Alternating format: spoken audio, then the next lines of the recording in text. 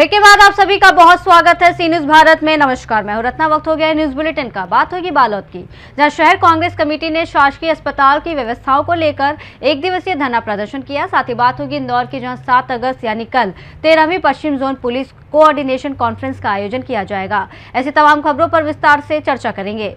धमतरी में शहर कांग्रेस कमेटी ने शासकीय अस्पताल की व्यवस्थाओं को लेकर घेराव और एक दिवसीय धरना प्रदर्शन किया।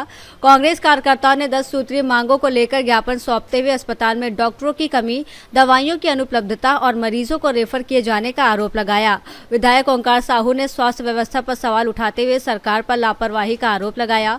प्रदर्शन में पूर्व विधायक गुरमुख सिंह होरा सहित बड़ी संख्या में कांग्रेस कार्यकर्ता मौजूद रहे।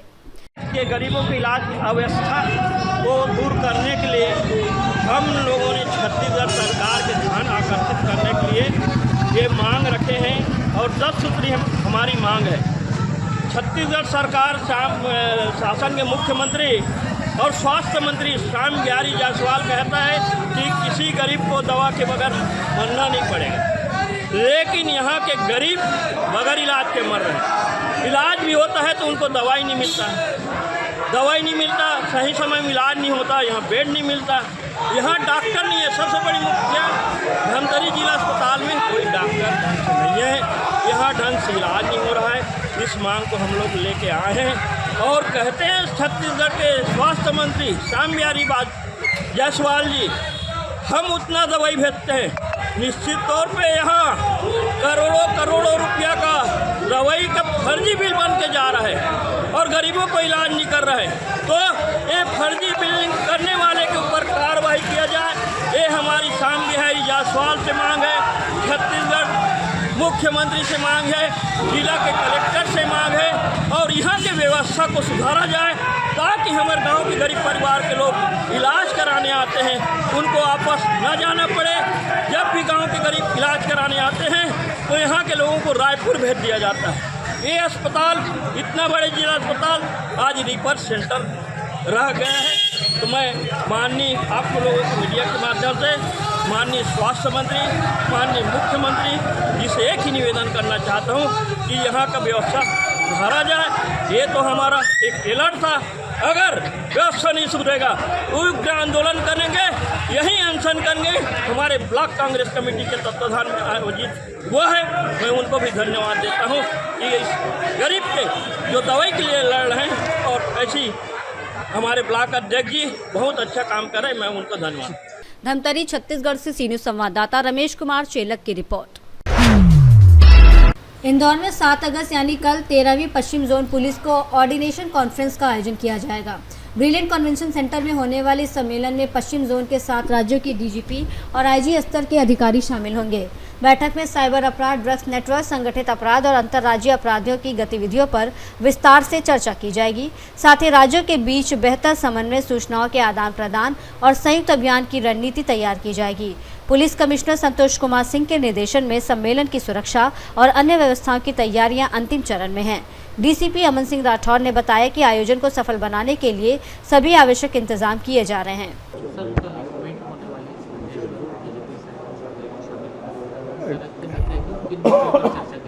कल पश्चिमी जोन की पुलिस की कोऑर्डिनेशन कमेटी की बैठक इंदौर में आयोजित की जाएगी। इसे मध्य प्रदेश पुलिस द्वारा होस्ट किया जा रहा है। इसमें राजस्थान के, गोवा के, गुजरात के डीजीपी साहब लोग और उनकी टीम आएगी।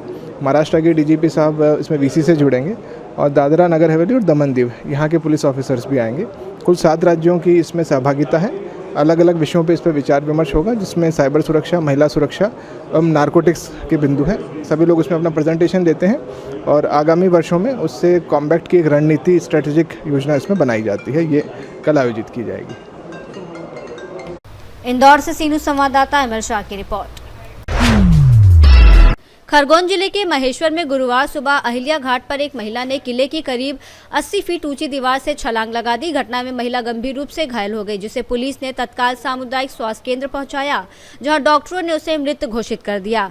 मृतका की पहचान लक्ष्मीबाई 45 निवासी अंबेडकर वार्ड के रूप में हुई है। सूचना मिलते ही परिजन मौके पर पहुंचे। पुलिस ने शव को पोस्टमार्टम के लिए भेजकर मामले की जाँच शुरू कर दी है।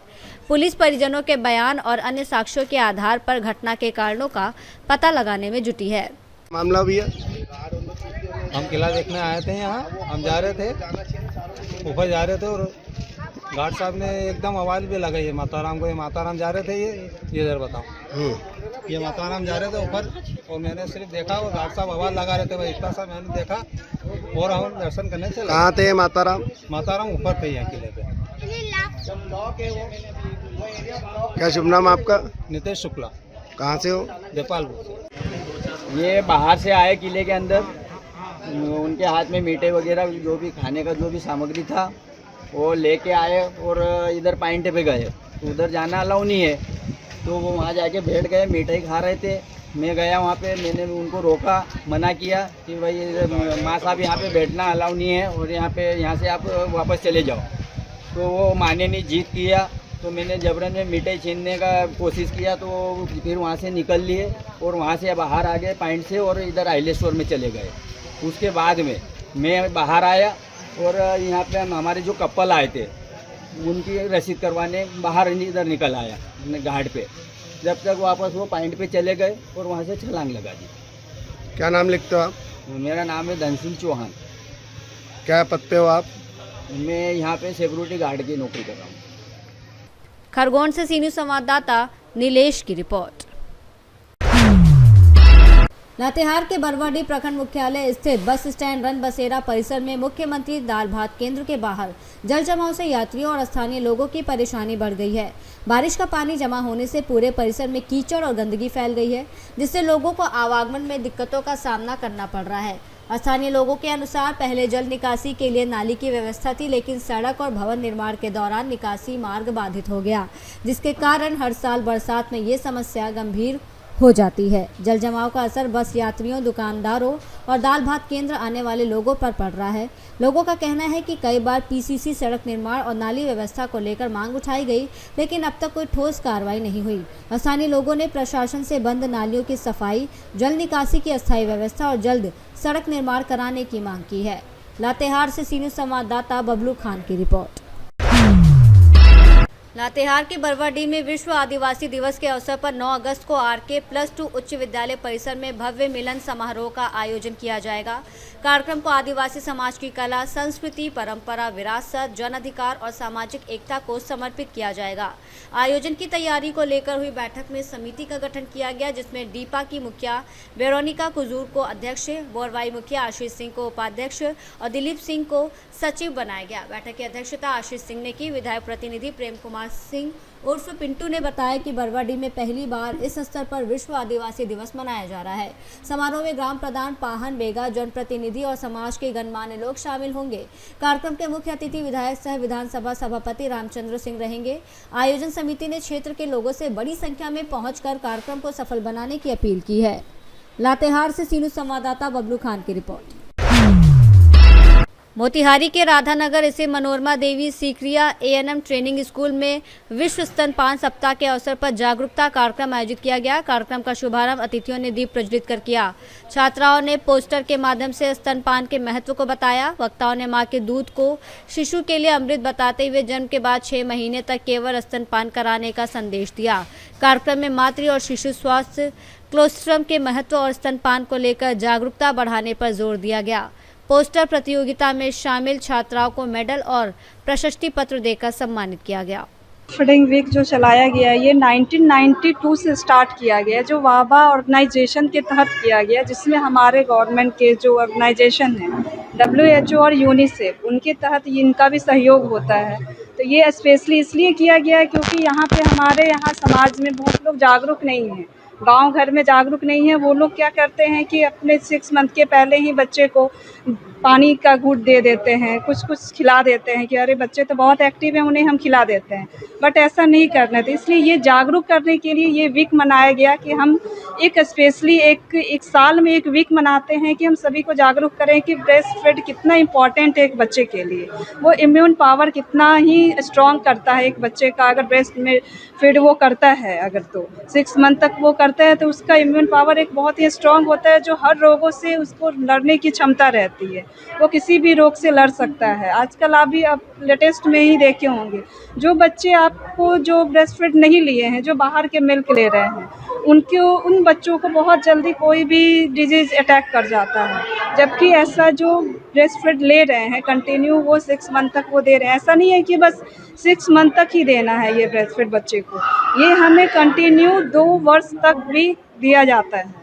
लेकिन हाँ, 6 मंथ के बाद आप बच्चे को कुछ खिलाते हैं, पानी की बूंद देते हैं, लेकिन इसे कंटिन्यू करना है। एक माँ को इससे इमोशनल बॉन्ड भी होता है और इमोशनली, मेंटली और फिजिकली बच्चे और माँ दोनों स्ट्रॉन्ग भी होते हैं। Thank you. आज विश्व स्तनपान दिवस मनाया जा रहा है। बहुत महत्वपूर्ण यह दिवस है जो 1 से 7 तक अगस्त तक मनाया जाता है। अगस्त में एक माँ के लिए, उसके शिशु के लिए कैसे वह बच्चा स्वस्थ रहे, माँ ज़्यादा चिंतित रहती है। तो सिर्फ चिंतित रहने से नहीं होगा, अपना स्तनपान कराएं। माँ का दूध एक अमृत के समान है बच्चों के लिए। उसका बच्चा कि अगर कोई रोग हो रहा है तो उसे लड़ने की क्षमता बच्चा में रहता है। माँ के एक दूध में विटामिन से लेकर हर तरह से उसका पौष्टिक माना जाता है। गांव में भी अगर माँ बच्चे को दूध देती है, स्तनपान जो करा रही हैं, वो 6 महीना है, जैसे लोग बोलता है कि जन्म से लेकर 6 मंथ तक अति आवश्यक होता है बच्चों को दूध, लेकिन गांव में जाकर देखिए उसे ज़्यादा समय देकर अपने बच्चों को देती हैं। शहर में अधिकांश कुछ महिलाएं जो ध्यान नहीं देती हैं, जिसके कारण बच्चा बचपन से ही रोगग्रस्त हो जाता है।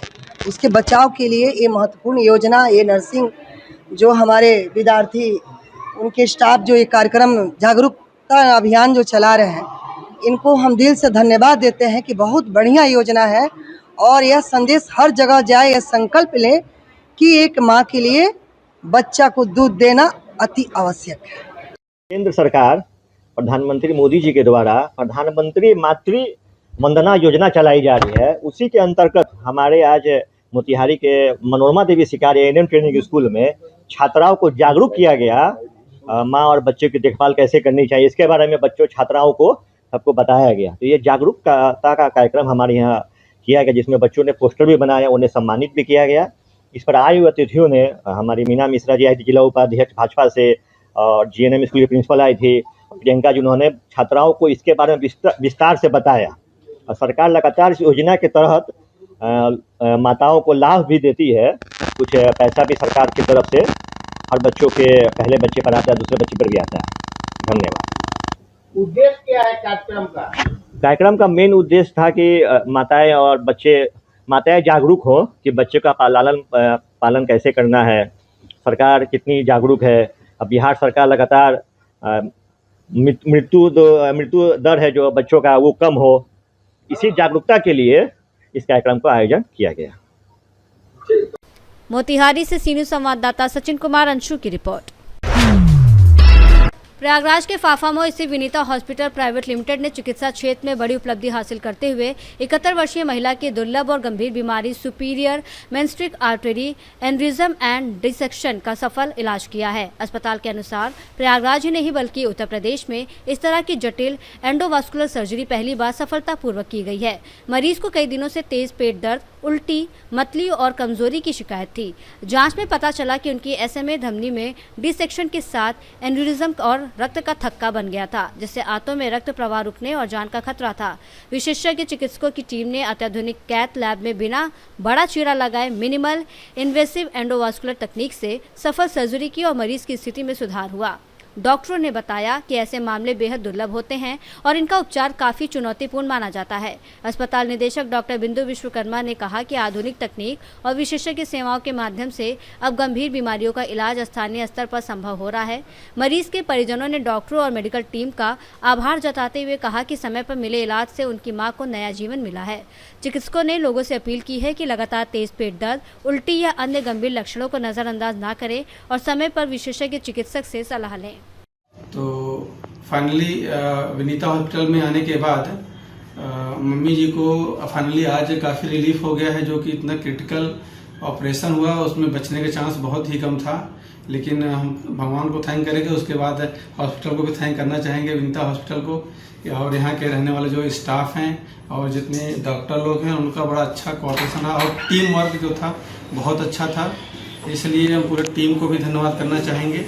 और फाइनली मेरी मम्मी आज ठीक है, आपके सामने है, और मैं यहाँ एक बार नहीं 2-3 बार आ चुका हूँ, 2-3 बार क्रिटिकल कंडीशन में, फाइनली क्या क्योर अच्छा हुआ इनका, और फाइनली ये आपके सामने रिजल्ट है। इसलिए उम्मीद करते हैं आप लोग कभी निराश हों तो आप एक बार ज़रूर विनीता हॉस्पिटल विजिट ज़रूर करें। आप संदेश में ये देना चाहूँगी कि अब ये दिन दूर नहीं है कि लोग सोचते थे कि इतनी बड़ी सर्जरी या इतनी मुश्किल सर्जरी के लिए लोग बाहर बड़े शहरों में जाते थे, और अब मैं ये सबको कहना चाहूँगी, इलाहाबाद प्रयागराज वासियों को और पूर्वांचल के लोगों को, कि अब सब तरह की सर्जरी, जो जितनी भी मुश्किल सर्जरी होती है, चुनौतीपूर्ण सर्जरी होती है, वो सब कुछ अब प्रयागराज में होने लगे हैं, खासतौर से विनीता हॉस्पिटल में, क्योंकि हमारे पास सारे तरह की फैसिलिटी आधुनिक उच्चतम तकनीक से व्यवस्थित हमारा ओटी है, कैथ लैब है, और हमारे पास ऐसे अच्छे आस्था सिंह जैसे टीम है, डॉक्टर जैसे टीम है, जो कि इस तरह के मुश्किल सर्जरी को बड़े आसानी से परफॉर्म कर रही हैं। जानकारी दी जा रही है जी, ये पहला केस है, इससे पहले भी हमारे यहाँ तो यहाँ इलाहाबाद में पहला केस है जी। सर ये जो है इंडिया भर में जी, मैं doctor Vinita Vishwakarma, chairperson of Vinita hospital private limited. जब मरीज को लगा कि जान बचना सबसे कठिन होगा, इस सर्जरी की सबसे बड़ी चुनौती थी कि मरीज और मरीज के साथ वालों का इस चीज़ पे हमारा विश्वास रखना कि चाहे जो हो जाए, कभी भी जान का खतरा हो सकता था, एन्यूरिज्म के फटने का, डिसेक्शन के बढ़ने से अचानक मृत्यु होने का इस सर्जरी में, सर्जरी के दौरान या सर्जरी ना कराने पर भी ये खतरा रहता है। तो इस जानलेवा खतरे से अवगत होने के बावजूद मरीज ने और मरीज के सभी रिश्तेदारों ने अपनी हामी भरी और ये भरोसा जताया कि हम ये सर्जरी इस अस्पताल में कराएंगे। कितना समय लगा होगा? इस सर्जरी को 2 पार्ट में किया गया। पहले इसकी एंजियोग्राफी करके उसमें उस बीमारी को एग्जैक्ट नापा जाता है, क्योंकि कई बार हम सीटी स्कैन, एमआरआई कराते हैं, लेकिन सीटी स्कैन में जो नपाई होती है या जो बीमारी होती है, और जब मरीज को नस में जाके देखा जाता है एंजियोग्राफी में, उसमें थोड़ा बहुत अंतर आ सकता है। और फिर उसके बाद एंजियोग्राफी के बाद पेशेंट को आईसीयू में ही रखा गया अंडर ऑब्जर्वेशन, और उनके हिसाब से, उनकी नस के हिसाब से स्टेंट मंगाया गया स्पेसिफिकली उसी मरीज के लिए, वो अगले दिन किया गया। तो हर पार्ट लगभग आप मान के चलिए आधे से 1 घंटा लेता है इस सर्जरी में। 1 घंटा हम जब कहते हैं तो इसमें, क्योंकि चीरा नहीं लगता है, टाके नहीं लगते हैं, और छोटी सी एक बहुत ही छोटा सा चीरा, सूक्ष्म चीरा लगता है, जो कि फीमोरल आर्टरी जो होती है, पैर की आर्टरी, उसके थ्रू जाया जाता है। तो ज़्यादा से ज़्यादा इस सर्जरी में 1 घंटे में क्लियर हो जाती है। इसको किस तरह से पहचाना जाता है? अगर हम मोस्टली सोचते हैं कि पेट में दर्द हो रहा है, उल्टी हो रही है, तो कोई इन्फेक्शन होगा, आंतों में सूजन होगी, या हो सकता है कई लोगों का आजकल fatty liver, gall bladder stone की बीमारी है। लेकिन अगर ये बीमारियां नहीं निकल रही हैं और पेशेंट की हालत गंभीर होती जा रही है, या आपने कभी देखा होगा कि आंत सड़ जाती है और आंत को चीरा करके निकालना पड़ता है या आंत को जोड़ना पड़ता है, ये नसों की दिक्कतों से होती है। अगर लंबे समय तक पेट में दर्द है, उल्टी है, वजन नहीं बढ़ रहा है, और इतना ज़्यादा दर्द है कि उससे बाकी अंग भी प्रभावित हो रहे हैं, तो हमें इस बीमारी की तरफ सोचना चाहिए और तुरंत से तुरंत सीटी स्कैन करा लेना चाहिए। इस बीमारी का पूरा नाम है spontaneous isolated superior mesenteric artery dissection type 5 with aneurysm and thrombus. मैं डॉक्टर आस्था सिंह हूँ, वेस्कुलर IR प्रयागराज। विनीता अस्पताल लगातार इस भारतवर्ष के लिए को स्वस्थ करने के लिए लगा, और एक जो हमारा मोटो है, healthy mind, healthy body, healthy nation, ये मोटो आज के 30 साल पहले इस विनीता अस्पताल में सोचा गया, और उसके तहत डॉक्टर विनीता विश्वकर्मा के डायरेक्शन में हम लोग सभी लोग काम कर रहे हैं। और ये एक असाधारण बीमारी जो इस विनीता अस्पताल में हुआ, जो भारतवर्ष में ही 5 ही रिपोर्टेड है। आप इमेजिन करिए ना इसको कि भारतवर्ष में अभी तक प्रकाशित 5 इसके रिपोर्टेड है। अब 5 रिपोर्ट होने का मैंने कारण भी बताया था कि मरीज अस्पताल तक ही नहीं पहुंच पाते। अब फिर अस्पताल तक पहुंच पे गया तो सब लोग सोचते हैं कि ये तो पेट की बीमारी छोटी मोटी होगी, अल्सर हो गया, पेट का इन्फेक्शन हो गया, ये हो गया तो सब मरीज। सर इसके बचाव का कोई कारण ही नहीं है, बचाव का कोई कारण नहीं। हाँ, कोई इसको बचाया नहीं जा सकता। जिसको होना है वो होगा ही नहीं। जब हो गया और जांच में पता चल गया तो उसका इलाज ऑपरेशन है। और इस विनीता अस्पताल प्राइवेट लिमिटेड फाफम और प्रयागराज में डॉक्टर विनीता विश्वकर्मा के नेतृत्व में चूंकि कैथ लैब लगा था, इसलिए ये बीमारी का इलाज भी संभव हो पाया और जांच भी संभव हो पाया। पहले जांच हुआ, बीमारी पता चला और उसके बाद 71 साल की माता जी जो धर्मेंद्र जी बैठे हैं, धर्मेंद्र जी इधर आइए, धर्मेंद्र जी इधर आइए, धर्मेंद्र जी की माता जी जो इस विनीता अस्पताल पर भरोसा किए। आप इमेजिन करिए 71 साल की माता जी और इस अस्पताल विनीता अस्पताल पर भरोसा करना। इधर आ जाइए धर्मेंद्र जी, इधर आइए। विनीता अस्पताल पर भरोसा करना, इतनी बड़ी सर्जरी जो भी मतलब इंडिया भर में 5 प्रकाशित हुए हैं, तो ये 6ठा केस हुआ। ये भरोसा किए हैं विनीता अस्पताल पर। लक्षण क्या होते हैं, किस तरह के? लक्षण इसके साधारण लक्षण होते हैं, बहुत असाधारण लक्षण होते हैं। खाना खाने पर दर्द होना पेट में, उल्टी होना, मितली होना, और बस इतना ही 3 चीज़ें होते हैं। और इसको हम लोग नॉर्मल भाषा में गैस्ट्रोटाइटिस बोल देते हैं। उसी का इलाज ये कराते भी रहे, कई जगह भर्ती हुए। और जब मरीज बहुत ज़्यादा सीरियस हो गई तब इन्होंने खुद बताया कि सब लोगों ने रिफर कर दिया कि भैया तू PGI ले जाओ। मैं डॉक्टर बिंदु विश्वकर्मा, निदेशक विनीता हॉस्पिटल प्राइवेट लिमिटेड फाफम और प्रयागराज, उत्तर प्रदेश और भारतवर्ष, क्योंकि ये पूरे वर्ल्ड में जाना है। भारतवर्ष भी मैं बोलूँगा। अब भारतवर्ष किसका? प्रधानमंत्री, माननीय प्रधानमंत्री नरेंद्र मोदी जी का। उत्तर प्रदेश किसका? माननीय आदित्यनाथ योगी जी। तो ये वो प्रदेश है जहाँ पर ये सब चीजें संभव हो पाए। बहुत बहुत धन्यवाद। प्रयागराज से सी न्यूज़ संवाददाता सलमान की रिपोर्ट।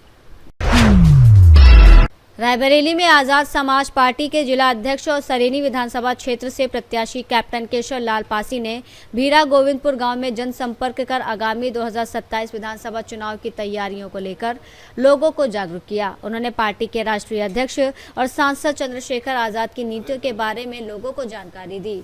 कैप्टन केशव लाल पासी ने कहा कि 2027 में चंद्रशेखर आज़ाद को मुख्यमंत्री बनाने के लिए पार्टी पूरी ताकत से काम करेगी। उन्होंने कहा कि सत्ता में आने पर पिछड़े, गरीब और दलित वर्ग के लोगों के उत्पीड़न को रोकने, बेरोजगारी, महंगाई और पेपर लीक जैसी समस्याओं पर प्रभावी कदम उठाने का काम किया जाएगा। मेरा नाम है कैप्टन केशव लाल पासी। मैं विधानसभा 182 सरेनी से आज़ाद समाज पार्टी का प्रत्याशी हूँ। आज क्या कार्यक्रम? आज यहाँ पर जो है भीरा गोविंदपुर के पास में नरपतगंज है, जहाँ पर जो है बहुजन समाज को जागरूक करने के लिए यहाँ पर एक मीटिंग की गई थी। 2027 को मद्देनजर रखते हुए ये मीटिंग यहाँ पे ऑर्गेनाइज की गई थी। 2027 को लेकर क्या तैयारियां हैं पार्टी? ये हमारी पार्टी की तैयारी बहुत जोर शोर पे है। जगह जगह हम लोग मीटिंग्स कर रहे हैं और लोगों को जागरूक कर रहे हैं कि जो अब से पहले हो चुका है बहुजन समाज उससे पीछे न रहे और 2027 में हमारे एडवोकेट चंद्रशेखर आज़ाद जी के नेतृत्व में सरकार बने और बनेगी इस बार सरकार। जनता के क्या मुद्दे रहे? जनता के तमाम सारे मुद्दे हैं। सबसे बड़ा तो है बेरोजगारी और अशिक्षा, जो तमाम सारे स्कूल्स यहाँ पे पहले बंद किए गए हैं, मर्ज किए गए हैं, उस सब चीज़ों को लेकर के। और जो महंगाई सबसे ज़्यादा है, यहाँ पे महंगाई बढ़ रही है। और अभी जो दिल्ली में एक प्रोटेस्ट किया गया था और उसमें जो है नीट के एग्जाम के लिए जो पेपर लीक हो रहे थे, उस सब चीज़ को मद्देनजर रखते हुए जो ये मीटिंग ऑर्गेनाइज की गई थी कि लोग जागरूक हो और भविष्य में जो है ऐसी घटनाएं ना हो।